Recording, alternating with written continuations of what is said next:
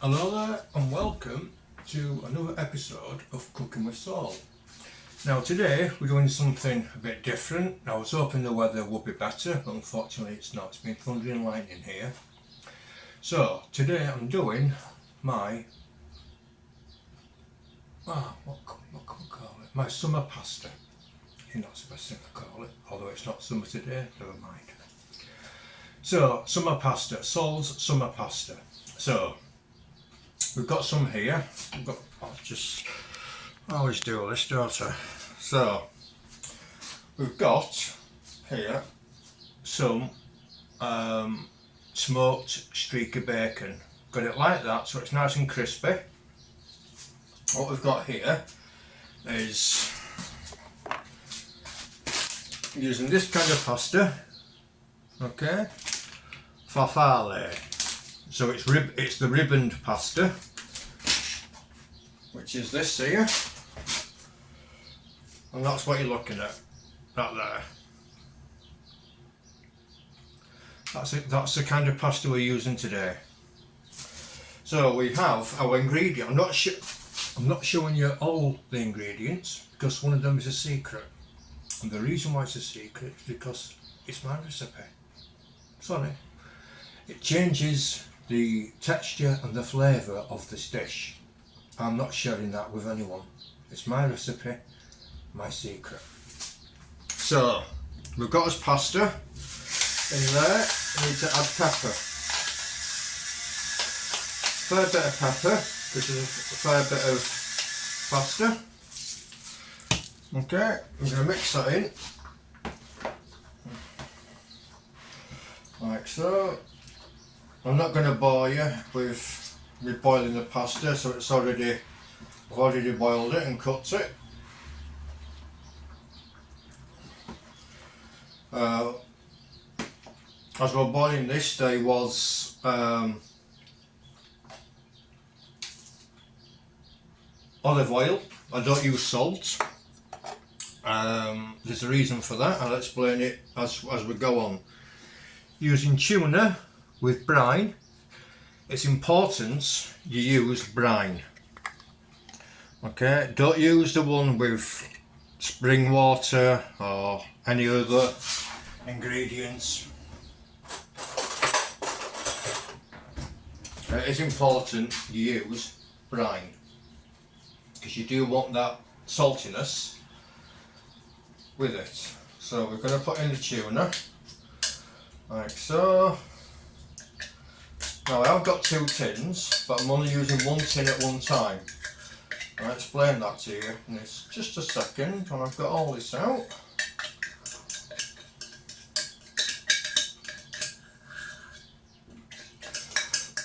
I hope you've all been well. So that's 1 tin done. Okay, so now what we're going to do is add some mayonnaise. Now I have got more than this, so don't worry.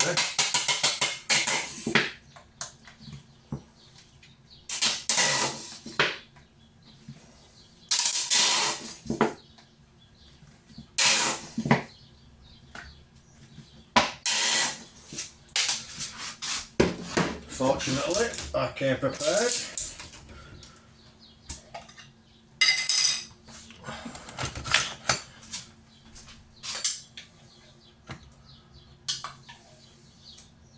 So you want a good measure of mayonnaise. Get that mixed in like so. It's all to do with layering even.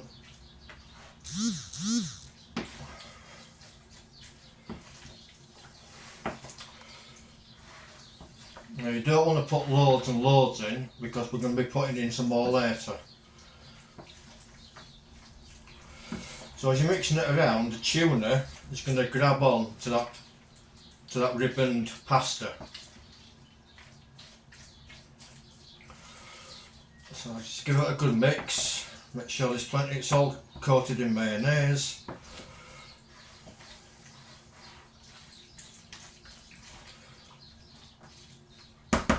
There we go. So we're going to put that all over there. We have coriander,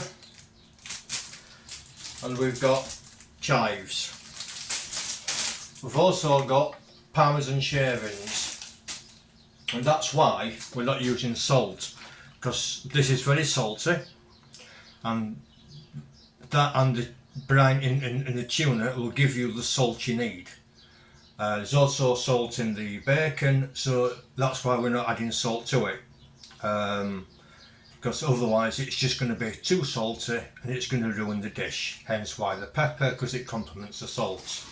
So what we're going to add now, let's bring this back, is the bacon. What you want to do is just break it up, okay? That's why we have it nice and crispy. Now, besides a Sunday dinner, this is Anna's favourite dish, and she's been asking me for weeks to make this, because she does enjoy it. She enjoys it immensely. So I thought, you know what, I'll kill two birds with one stone. I'll cook it and I'll show you guys how I make it. So it's just one pack of smoked streaky bacon. Please do get smoked, because it adds a unique flavour rather than just bland bacon. If you don't like smoked, then try it. Just try it. You just never know. You might just like it with a different dish. So don't get too many big bits in it. Just get it, smaller than bite size.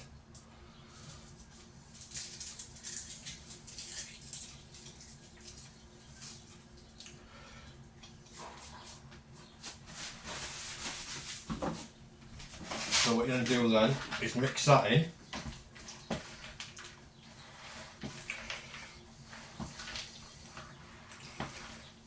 It all adds texture.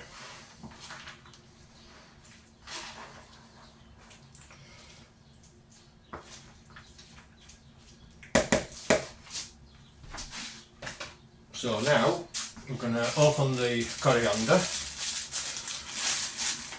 Now normally I do take out the big stems, but on this occasion I don't tend to. What you do need though is a good sharp knife.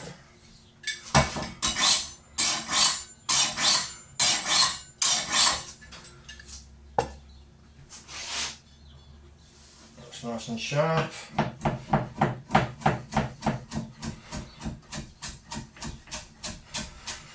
Give it a rough chop.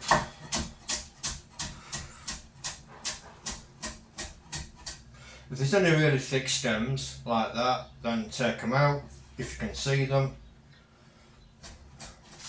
You don't want them all in. And the smell of that coriander, oh jeez, such a gorgeous smell. One of my favourite herbs. Great in curries, excellent in salads. So you're going to finely chop that down. Just get that bit of stem out. There we are.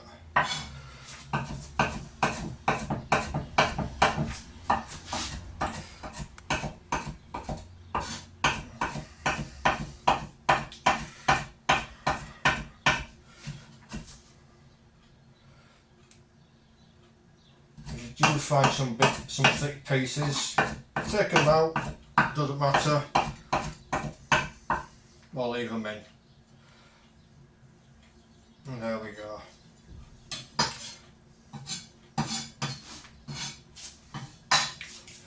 Bring over your bowl. The reason why I'm not putting it on the hob is because I've had the hob on, obviously, to cook the pasta and the bacon.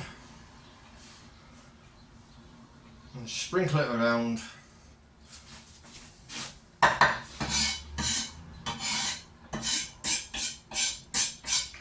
Put it all in. You've paid for it, you might as well use it.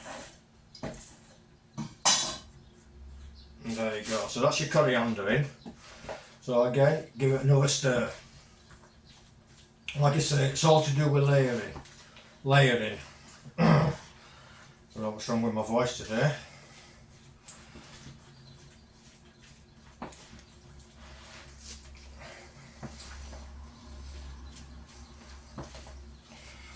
So that's getting quite dry now. So what I want to do is add some more mayonnaise. And this will be your last flop. Just give it a few good dollops. There you go.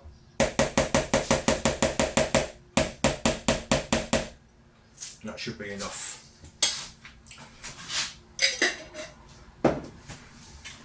So I'll add that back in.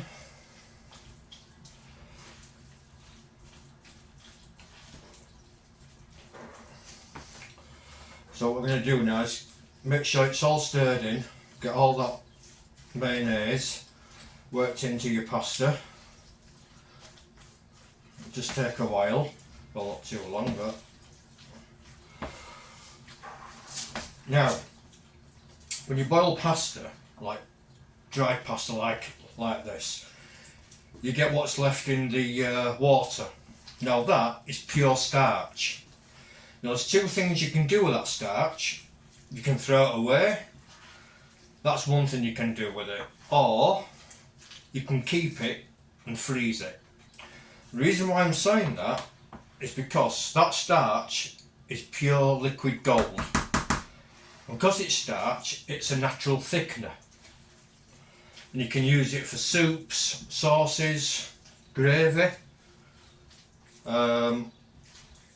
If you're using, let's say you're making a casserole and you've no corn flour, but you've got that starch frozen, whack it in microwave, okay, defrost it, put it in and leave it. It acts as a natural thickener, it'll thicken up your stews, it'll thicken up your casseroles, okay?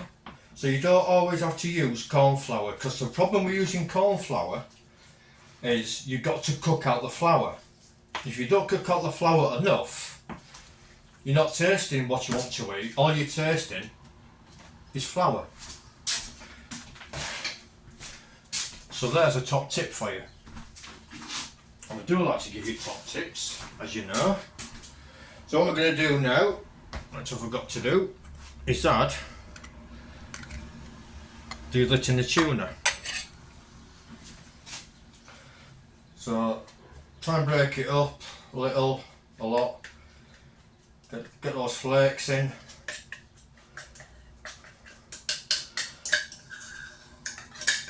Now, when I first made this, I made it with chicken and chorizo, which I thought would be a really good combination. And it was alright, don't get me wrong, but the chorizo over flavoured the dish, which was a dying shame because I like chorizo. So I decided to play around with it and started to use pasta and smoked streak of bacon, and it made a hell of a difference. And ever since, I've been making this for about 2-3 years now, every summer. You don't have to do it in summertime, but it is a nice summer dish. So that's all mixed in again. So now, wrong thing, I'm going to add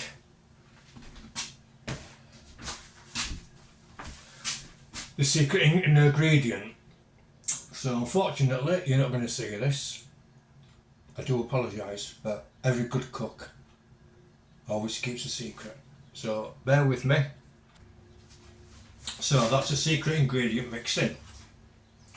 So now what we're going to add is the parmesan shavings, or some of them.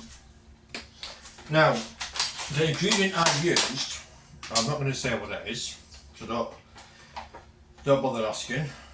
Don't bother asking Anna, because even Anna doesn't know what it is. And no Penny, I'm not going to tell you either. Okay, sorry, but I'm just not going to. Well, it's something that I thought of and it made a difference. But what you can use, if you You can use capers, anchovies if you want to use anchovies. If you're going to use them, just be careful of the salt content because they are salty, anchovies and capers. Just think of your if you're going to put parmesan shavings, like I'm doing, just how much salt content is in there because you don't want the salt to be overpowering. That's why I'm using the ingredient that I'm using because it's not overpowering at all. So that's my parmesan shavings. Give that another good mix.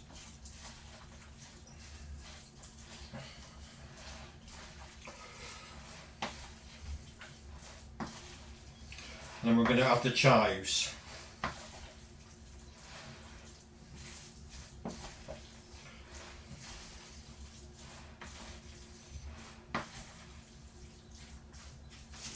So that's that mixed in.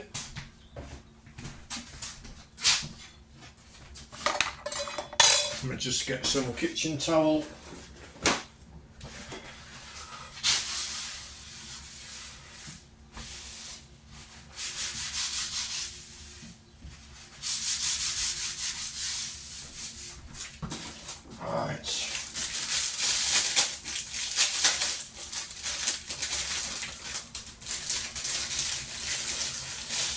Right, get your chives.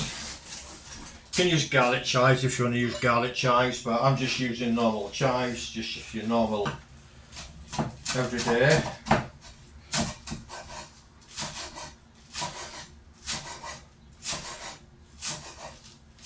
I've noticed that if you try and chop them, you get like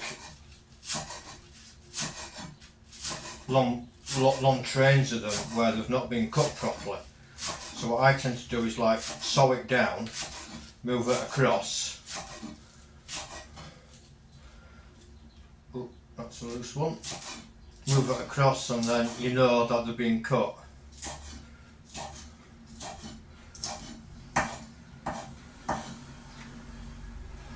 So there's my chives. Put them in. Do a good sprinkle.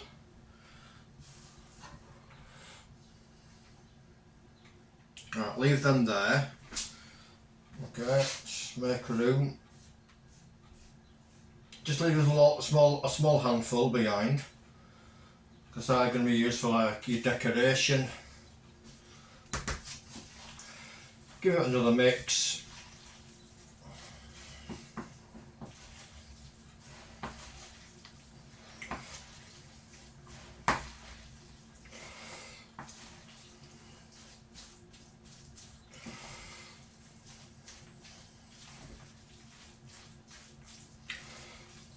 Absolutely smells delicious. So that's add a good mix in.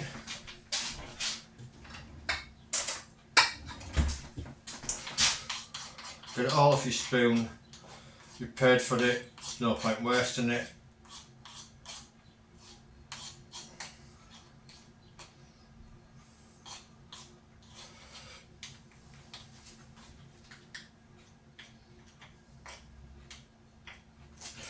So what you're going to do now is get some more parmesan shavings. Just sprinkle a few on top.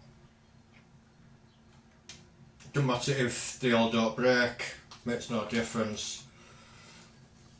There you go, that's your parmesan shavings. Bit of chive there. And just sprinkle a bit of chive on top for extra decoration, bit of colour.